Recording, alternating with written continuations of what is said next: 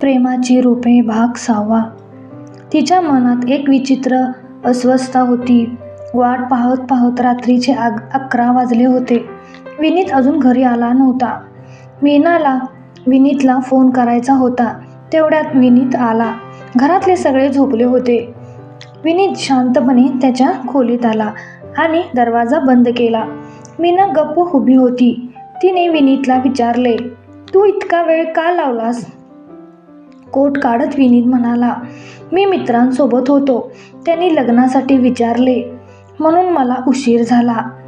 आणि मग तो मीनाजवळ बेडवर बसला. मीना डोळे खाली करून बसली होती. विनीतला बघून मीना खुश झाली.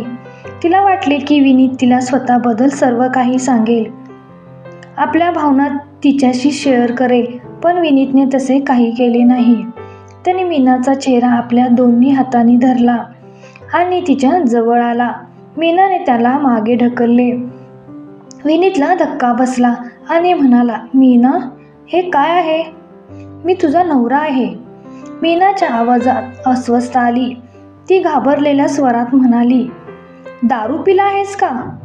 विनीतने मीनाला खूप समजावले, पण तिने त्याचे ऐकले नाही आणि पुन्हा पुन्हा तिचा प्रश्न करत राहिली. विनीतचे खोटे पकडले गेले आणि ती म्हणाला, "हो, मग काय झालं? सगळ्या मित्रांना पार्टी दिली. मी काय चूक केली?" मीना म्हणाली, "तू मला लग्नापूर्वी सांगितलीस की तू दारू पित नाहीस. माझ्याशी खोटे का बोललास?" मीना, जाऊ दे ते सगळं. एवढी छान रात्र कशाला बिघडवत आहेस?" असे म्हणत विनीतने तिला आपल्या मिठीत घेतले. मीनाच्या भावनांची त्याला पर्वा नव्हती. विनीत झोपी गेला. मीना रात्रभर जागीच राहिली. डोळ्यांसमोर तिने पाहिलेली सारी स्वप्ने तुटताना पाहत होती. अश्रूंचे थेंब ओघळले. ती रडत राहिली. विनीत दारूच्या नशेत होता.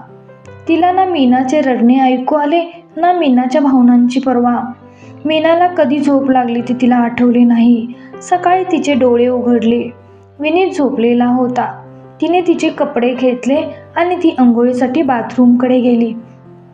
बादली भरण्यासाठी तिने नळ चालू करताच ती स्वतःला थांबवू शकली नाही आणि रडू लागली. विनीतच्या या नव्या रूपाने तिला खूप दुखावलं होतं.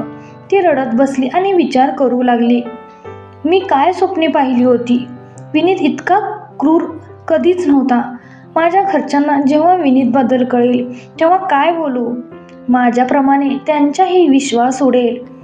मीना अंघोळ करून बाथरूममधून बाहेर आली तेव्हा सासू म्हणाली, "आजपासून तू स्वयंपाकघरातील काम सांभाळशील?" मीनाने होकारार्थी मान हलवली आणि तिच्या खोलीत गेली आणि काही वेळाने किचनमध्ये आली. आधी संपूर्ण स्वयंपाकघर स्वच्छ केले आणि नंतर गॅसची पूजा करून सगळ्यात आधी मिठाई केली. आज तिचा स्वयंपाकघरात पहिला दिवस होता. पण तिच्या सासूने तिला काहीच सांगितले नाही. ती फक्त तिच्या खोलीत बसून बोलत राहिली. मीना हुशार आणि घरातील कामात पारंगत होती. त्यामुळे तिने सर्व काही स्वतः तयार केले. सर्वजण तिच्या तयार केलेल्या जेवणाचे कौतुक करत होते. किचनमधलं काम संपले तेव्हा दुपारचे 2 वाजले होते. पण तिला कोणीही जेवायला विचारलं नाही. जेवून सगळे आपापल्या खोलीत गेले. विनीतही जेवून बाहेर गेला. मीना तिच्या खोलीत येऊन झोपली. आज तिला भूक लागली नव्हती आणि ती विचार करत होती. डोळ्यांच्या कोपऱ्यात अश्रूचे थेंब आले. जसे दिवस जात होते तसतसे मीनाला हळूहळू सगळ्यांच्या आवडीनिवडी कळू लागल्या होत्या. ती विनीतशी बोलायची पण भांडणे जास्त व्हायची. विनीत हा बिघडलेला माणूस होता. छोट्या छोट्या गोष्टीवर संशय घेत असे. रात्री उशिरा घरी येणे, दारू पिणे हे त्याचे छंद होते. मीनाने त्याला बाहेर जाण्याबाबत विचारले की भांडण होणार हे नक्की. ती त्या घरात कोणाला काही सांगू शकत नव्हती. विनीत ही तिचे ऐकत नव्हता. सासू सासरे नेहमी मुलाची बाजू घेत. मीना दिवसभर घरच्या कामात व्यस्त असायची. सासूला मीना आवडत नसे. तिने फक्त विनीतच्या निमित्तानं मीनाचं लग्न लावून दिलं होतं. मीना तिचा सगळा वेळ त्या घरात काम करून घालवायची. तिला समजून घेणारे किंवा ऐकणारे कोणी नव्हते. तिला गुदमरल्यासारखे वाटू लागले. एके दिवशी संध्याकाळी ती विनीतला म्हणाली, मला पुन्हा काम करायचे आहे. मी दिवसभर घरी एकटीच असते. मला कंटाळा येतो. काय झाले ते विनीतला कळेना. त्याने लगेच मीनाला हो म्हटले. मीना खुश झाली. दुसऱ्या दिवसापासून मीना नोकरीसाठी शोधू लागली. मेल्स पाठवले आणि लवकरच तिला एका खाजगी कंपनीत नोकरी लागली. मीना खुश होती. सकाळी घरची काम करून ती ऑफिसला जायची आणि संध्याकाळी परत यायची. विनीत तिला रोज सोडायचा आणि घरी घेऊन यायचा. आता सगळं सुरळीत चालू होतं. विनीतही मीनासोबत खुश राहू लागला होता. पण तरीही त्यांच्यात काही समजूत नव्हती. विनीतला मीनाचे वारंवार येणारे अडथळे आवडत नव्हते. मीनाच्या प्रश्नांनी तो चिडायचा आणि मग त्यांच्यात भांडणं व्हायची. मीनासोबत ते काहीच घडले नाही जसं तिला वाटलं होतं. विनीतला तिच्यासाठी वेळ नव्हता. काही महिने सासरच्या घरी राहिल्यानंतर मीनाने आईवडिलांच्या घरी जाण्याचे बोलले. त्यामुळे विनीतने मीनाला काही दिवसांसाठी तिच्या आईच्या घरी सोडले. घरच्यांना भेटल्यावर मीनाचा चेहरा एकदाचा उजळून निघाला. सासरच्या सगळ्या कडू गोष्टी विसरल्या. मीना आल्याने सगळे खुश झाले. आई तिच्यासाठी नवीन पदार्थ बनवत होती. काही दिवसांनी अचानक मीनाची तब्येत बिघडली. उलट्या होऊ लागल्या आणि डोकेदुखी सुरू झाली. मीना तिच्या लहान बहिणीला घेऊन डॉक्टरकडे गेली. डॉक्टरांनी मीनाला तपासले आणि मीनाच्या काही तपासण्या केल्या. सकारात्मक परिणाम पाहून डॉक्टर म्हणाले, तू आई होणार आहेस, पण तू स्वतःची काळजी घेणे आवश्यक आहे. कोणताही ताण घेऊ नका आणि वेळेवर औषधं घ्या. मीनाच्या आनंदाला सीमा नव्हती. आज लग्नानंतर पहिल्यांदाच ती मनापासून खुश होती. ती पुन्हा पुन्हा पोटाला हात लावत होती. मीनाने बहिणीला काहीच सांगितले नाही आणि ती घरी आली. संध्याकाळी तिने विनीतला फोन केला. मीना तिला काही सांगायच्या आधीच विनीतचे मीनाशी कोणत्या तरी मुद्द्यावरून भांडण झाले. मीना रडायला लागली. तिने फोन कट केला आणि पुन्हा रडू लागली. विनीतला तिच्याकडून काय हवे आहे हे मीनाला समजत नव्हते. तिचं डोकं दुखायला लागलं. तिने जवळच ठेवलेल्या डोकेदुखीचं औषध घेतलं आणि डोळे मिटून झोपी गेली. पण झोप तिच्या डोळ्यांपासून दूर होती. ती अस्वस्थतेने वळू लागली. काही वेळाने ती उठली आणि डोकेदुखीचं आणखी औषध घेतलं आणि झोपी गेली.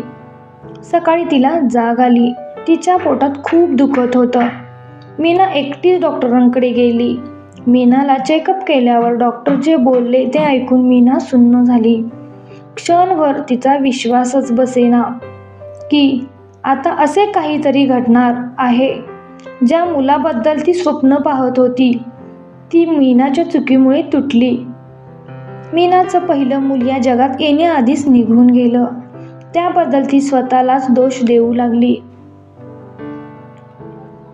घरी पोहोचताच तिने कुणालाही काही सांगितले नाही. फक्त खोटं हसत फिरत राहिली. आईसाठी फक्त आईच कळू शकते आपले मूल गमावणे म्हणजे काय. मीना तिच्या खोलीत आली आणि रडू लागली. तिच्या आयुष्यात एक आनंदाचा क्षण आला आणि तोही तिला वेदना देत होता. मीनाने विनीतला मेसेज केला, आपण आज आपलं पहिलं मूल गमावलं. तू कोणाचीही पर्वा करत नाहीस विनीत, कोणाचीही नाही, आणि मी तुला या गोष्टीसाठी कधीच माफ करणार नाही. मेसेज पाठवून मीना पुन्हा रडायला लागली. मेसेज वाचताच विनीतने मीनाला फोन केला. मीना जोरजोरात रडू लागली. विनीतने मीनाकडे त्याच्या चुकीची माफी मागायला सुरुवात केली. मीना काही बोलू शकली नाही. ती फक्त रडतच राहिली. मीना काही दिवस आईकडे राहिली आणि मग विनीत तिला घ्यायला आला. आई मीनाच्या वस्तू व्यवस्थित करू लागली. मीनाने साडी नेसली होती तेव्हा अचानक तिचे डोळे भरून आले.